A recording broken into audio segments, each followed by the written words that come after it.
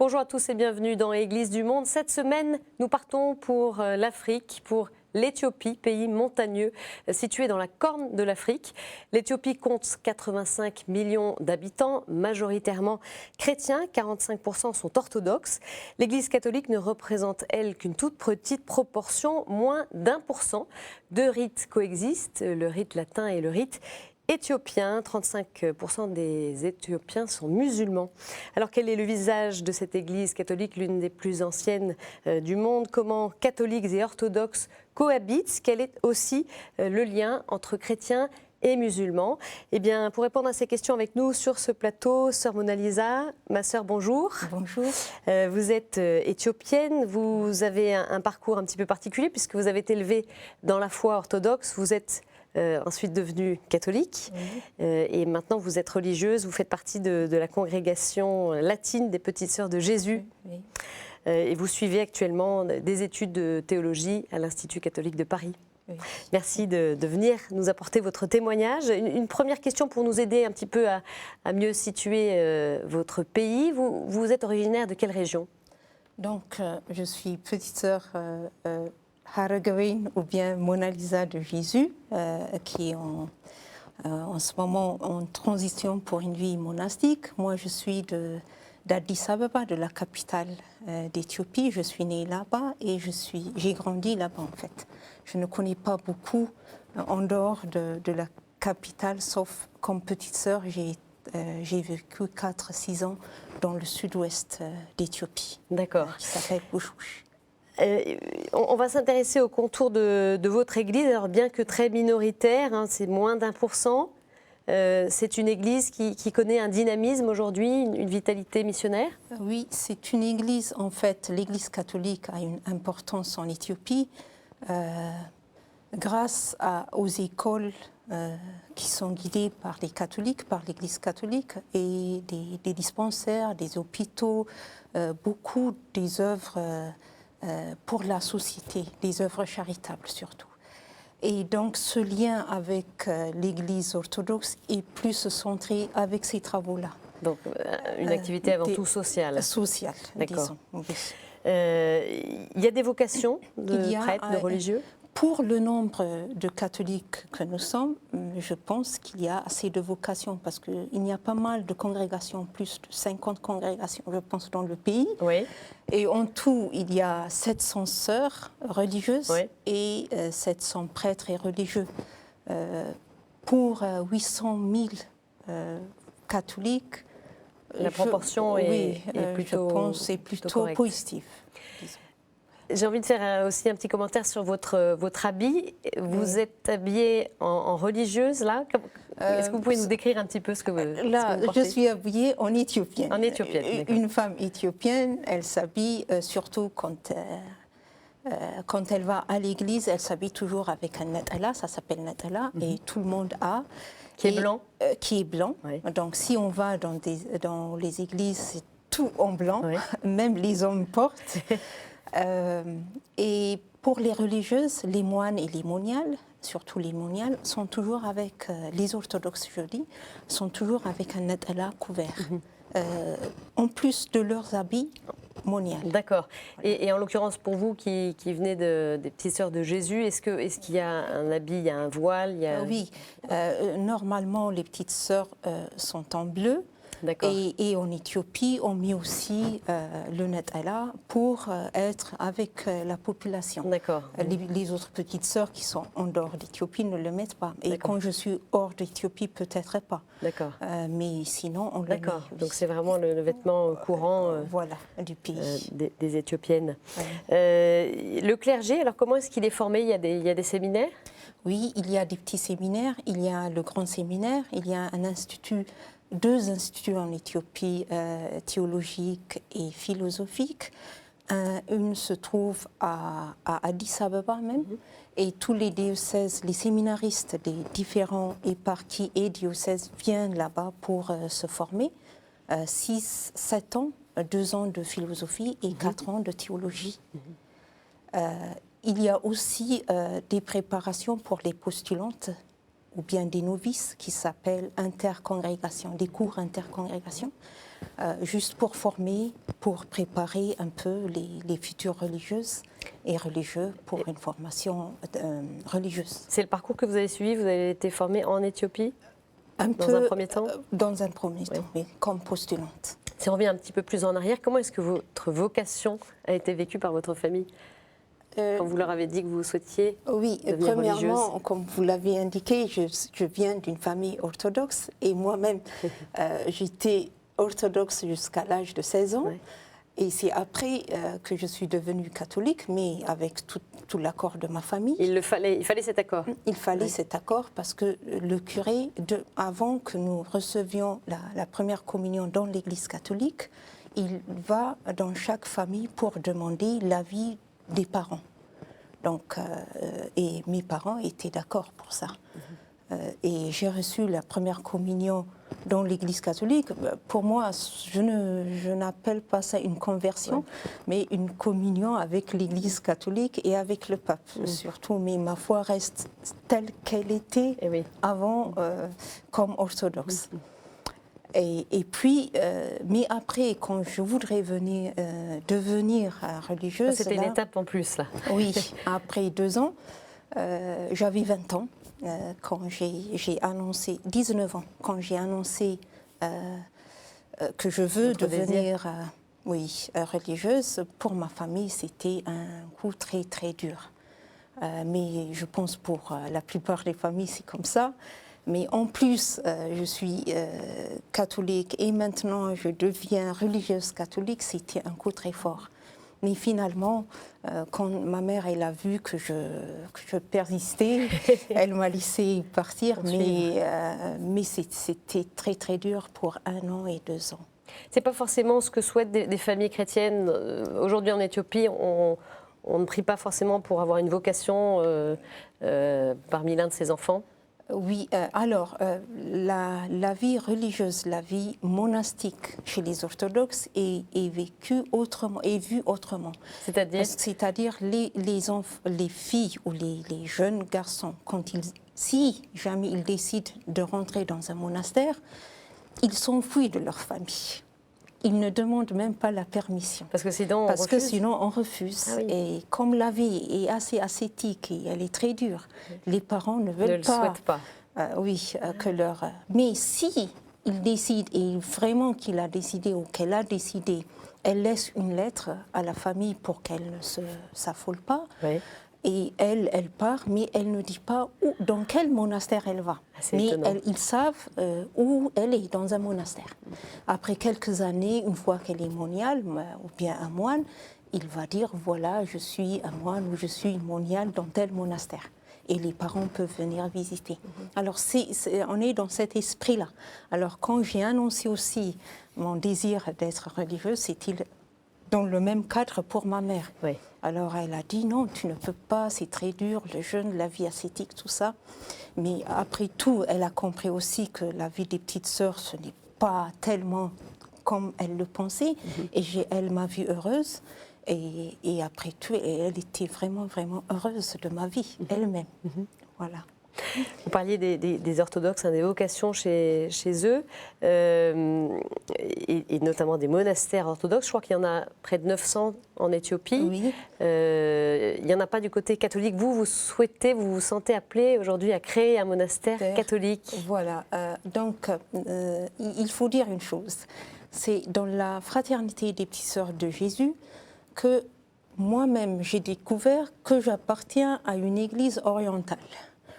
Parce qu'avant, pour moi, l'église latine ne me disait rien. Je n'ai jamais vu. Je connaissais que l'église orientale d'Éthiopie catholique. Et les rites sont différents sont les mêmes avec les orthodoxes. Donc ça ne fait pas... Il y a des différences, mais la liturgie est presque la même. Orthodoxe et catholique. Et dans la fraternité, elle est très appréciée. Et les églises orientales sont très appréciées. Et dans notre formation, il y a cette ouverture vers les églises orientales, même si j'ai fait mes formations dans les églises latines. Donc ça m'a créé en moi de revivre et d'approfondir pour savoir, pour connaître mieux mon Église. Oui. Avec ça, la vocation des petites sœurs, c'est une vie contemplative au milieu du monde, insérée avec le peuple, surtout les pauvres. C'est une vie contemplative et avec cette spiritualité que j'approfondissais, cette spiritualité éthiopienne, de tradition éthiopienne, m'interpellait en fait quelle est cette vie contemplative dont je peux vivre. Et en moi, il y avait ce désir de vivre une vie contemplative, mais dans un monastère. C'est votre appel aujourd'hui. Voilà. Oui. Mais que j'ai vraiment commencé, que j'ai découvert étant petite sœur de Jésus. Donc là, vous êtes en chemin vers cela. Oui. Et pourquoi est-ce qu'il n'y a pas de monastère catholique aujourd'hui ? Alors, une des raisons qu'on peut donner, c'est que c'est des missionnaires. C'est une église très jeune. L'Église catholique, elle est très jeune par rapport à l'Église orthodoxe. Voilà. Je disais l'Église catholique est l'une des plus anciennes, mais c'est l'Église, enfin les chrétiens, parce que les chrétiens, ça remonte au 1er siècle, au 1er siècle après et officiellement oui. Au 4e siècle. Mais l'Église catholique, en tant qu'organisée, en tant qu'elle est, c'est seulement, on peut compter 100 ans, 150 ans, pas plus. C'est tout récent. Donc, et les missionnaires étaient obligés de venir dans le pays avec une activité. Voilà. Et les monastères d'un travail social, comme vous le disiez, c'est l'essentiel du déploiement de l'Église aujourd'hui. Oui, peut-être c'est une des raisons que les monastères ne sont pas venus en Éthiopie et que moi je considère ça vraiment, ça manque beaucoup. Cette vie contemplative, alors que c'est même l'essence des Éthiopiens, des Éthiopiennes, et le christianisme est venu avec des moines. Et que l'Église catholique n'a pas des monastères, ça manque. Heureusement qu'il y a les cisterciens du côté des hommes, mais eux-mêmes qui ont des difficultés parce que le gouvernement leur demande d'avoir une activité active pour le bien des gens tout autour. Voilà, mais bon, ils essayent de vivre cette vie monastique. Mais pour les femmes, il n'y a pas encore. Alors ma sœur, qu'en est-il des liens aujourd'hui entre cette Église orthodoxe et cette Église catholique ?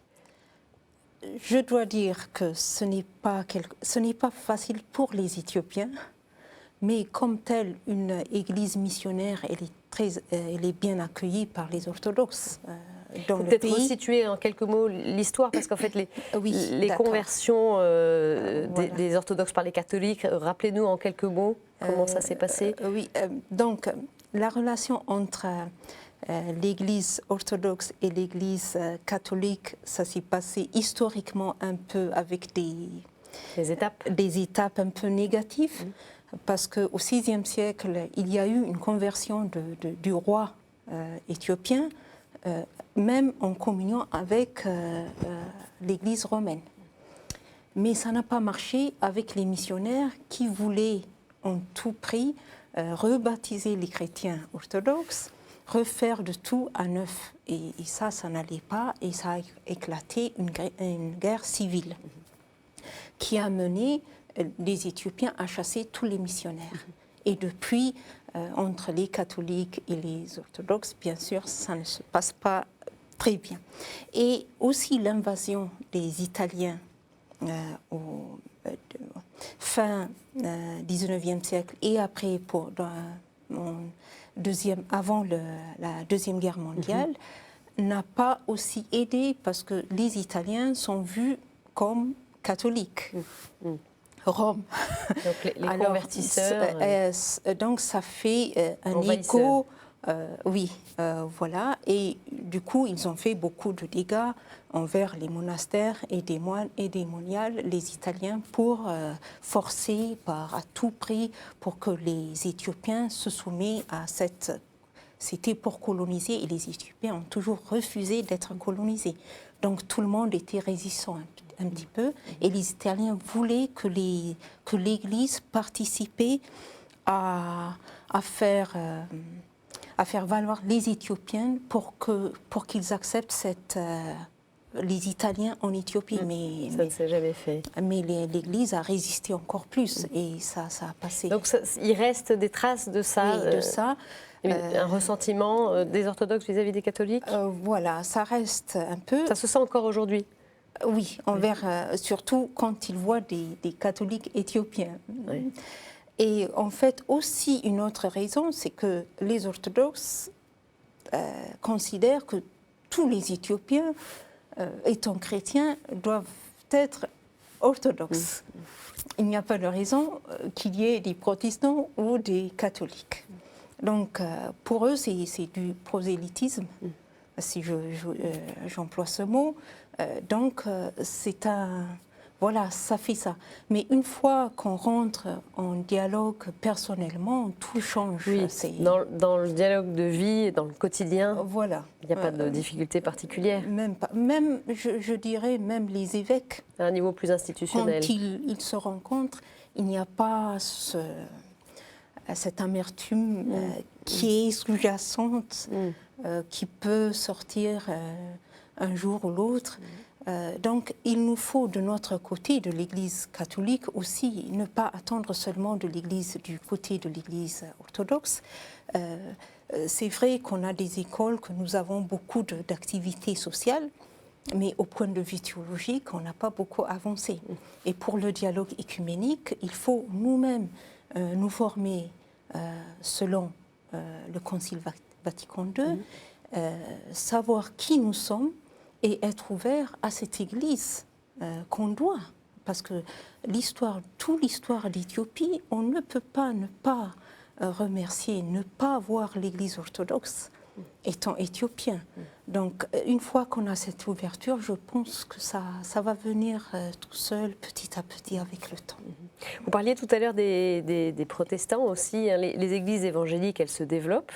Et comment est-ce que l'Église catholique fait face à cela? Est-ce que c'est une inquiétude pour elle?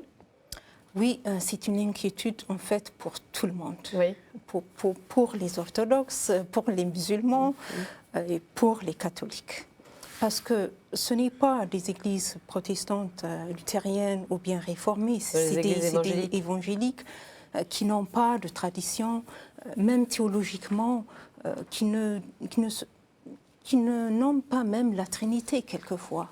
Et seulement le nom de Jésus, et ça suffit. Et le Nouveau Testament, c'est tout. Et même le Nouveau Testament, on prend ce qu'on veut. Et après, on réclame que Jésus nous sauve, c'est tout qu'il faut. Donc ça fait... les jeunes sont de plus en plus attirés vers cette vie, et qui fait beaucoup de déséquilibre, parce que c'est des orthodoxes qui qui appartiennent à ces églises, et des catholiques aussi. Qui partent vers ces... et qui n'a pas en soi un peu... ce n'est pas très facile pour tout le monde. Et ça a créé des fondamentalistes de tous côtés. Du côté orthodoxe, de leur côté, et du côté des musulmans. Parce qu'ils foncent un petit peu trop. Et vous évoquiez le travail social de l'Église, hein, qui est majeur. Pourquoi? Parce que finalement, quand même, l'Éthiopie, c'est un État développé. En quoi est-ce que le travail de l'Église est irremplaçable aujourd'hui? Ce n'est pas un État développé, justement. Qui se développe, oui, mais la pauvreté était telle qu'on ne pouvait pas... Il faut s'appuyer sur l'aide de l'Église? Oui, sur l'aide de tout le monde. Même de l'Église orthodoxe, a aussi plein des écoles, des hôpitaux, des choses pour aider les gens tout autour, et les musulmans aussi. Donc il fallait répondre à cet appel humanitaire avant de prêcher même l'Évangile, je dirais, ou bien prêcher avec ça, parce que c'était urgent. Et comme l'Église catholique est rentrée en ça, il n'y a pas longtemps que l'Éthiopie voit ce développement, et j'espère que ça va continuer, mais on ne pouvait pas aussi s'en passer de travailler socialement, et c'est pour cela que le gouvernement même remercie l'Église catholique. Il s'appuie sur son expertise aussi. Voilà.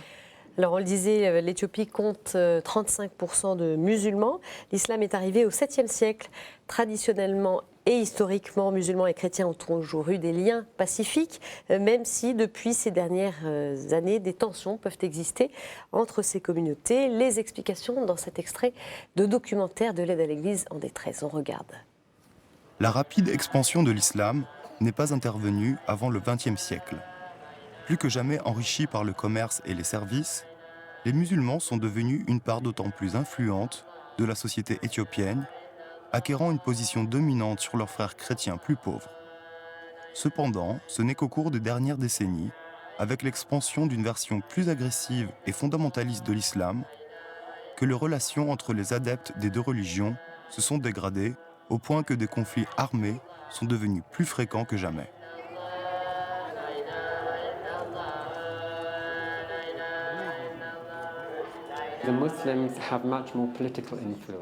Les musulmans ont une influence politique beaucoup plus grande. Ce qui a également joué un rôle, c'est qu'il y a eu de plus en plus de coopération économique entre les pays arabes et l'Éthiopie. L'Éthiopie possède de nombreuses ressources naturelles que les pays arabes n'ont pas. Et cela ouvre également une brèche à l'influence culturelle et religieuse. Il y a eu une influence accrue de l'islam international et de nombreuses madrasas et institutions musulmanes étrangères se sont ouvertes ici.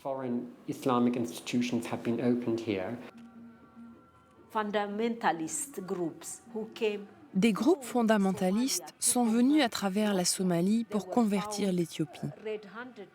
Ils ont été pris sur le fait avec tout leur matériel, même de l'argent liquide, et même des armes. C'est juste pour vous dire, tous ceux qui arrivent ici sont sensibilisés, activés par les musulmans. Ils veulent qu'ils réagissent, qu'ils témoignent. Allah Akbar, Allahu Akbar, Allahu Akbar.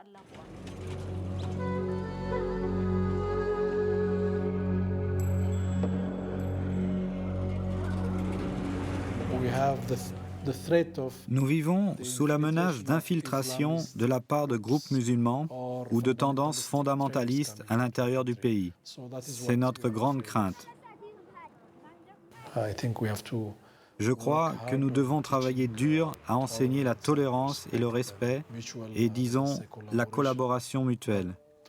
Mais nous avons peur que la jeunesse puisse être influencée, surtout la jeunesse musulmane, et qu'il puisse y avoir un changement. Un commentaire, ma sœur, il y a une crainte chez les chrétiens d'une islamisation croissante, ou est-ce que finalement les tensions restent assez isolées? Qu'est-ce que vous en pensez? C'est vrai que le nombre des musulmans augmente très rapidement. Moi-même, je suis surprise quand il y a des fêtes, des grandes fêtes musulmanes, quand voir le nombre des gens qui sortent, c'est nouveau pour moi-même. Mais j'ai quand même des doutes un petit peu pour dire, je ne pense pas que les chrétiens se convertissent vers l'islam. Il y a une poussée des fondamentalistes, mais très minoritaire. Oui, c'est en groupe et isolé même, dans des régions connues avant même comme islam. Donc il y a peu de violence, enfin il y a pu y avoir quelques actes. Oui, il y a eu des violences dans des régions lointaines, oui, que le gouvernement devrait intervenir et il l'a fait.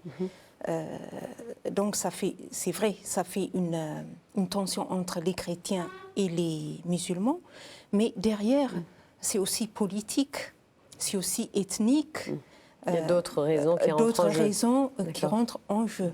Mais je ne pense pas que l'islam force de telle manière les chrétiens pour se convertir vers l'islam. Une toute dernière question, ma sœur, en une trentaine de secondes. C'est quoi pour vous les défis pour votre Église? Vous évoquiez la question de l'identité tout à l'heure. Oui. Les défis, je dirais, l'Église catholique en Éthiopie, elle a son identité.